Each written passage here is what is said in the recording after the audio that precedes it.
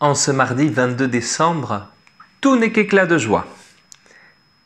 Anne, épouse stérile d'Elkana, venue prier le Seigneur au temple de Silo, vient rendre grâce à Dieu d'être devenue la mère de Samuel. Samuel dont le prénom signifie « Dieu a entendu ».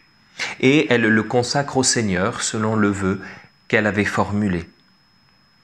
Dans son cantique, elle magnifie le salut de Dieu, passé pour elle par la joie de devenir mère, signe de bénédiction dans l'Ancien Testament.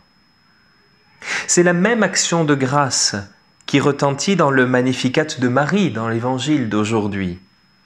Et quand je dis la même action de grâce, c'est littéralement.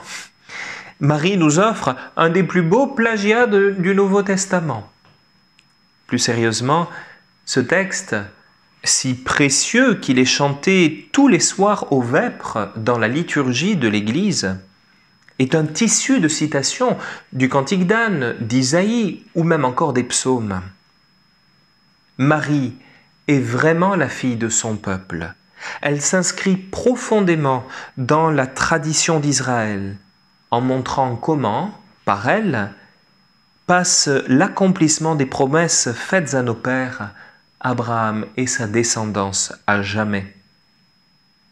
Mais notons bien que Marie ne demeure pas dans une louange qui ne serait que spirituelle. Aussitôt, l'évangéliste précise que Marie demeure avec Élisabeth environ 3 mois, soit jusqu'à la naissance de Jean. Marie incarne la sollicitude divine qu'elle chante, elle la manifeste en acte. Elle se montre effectivement servante du Seigneur, en servant ses frères et particulièrement Élisabeth. Alors, avec elle, invoquons le grand roi, venu pour servir et non pour être servi.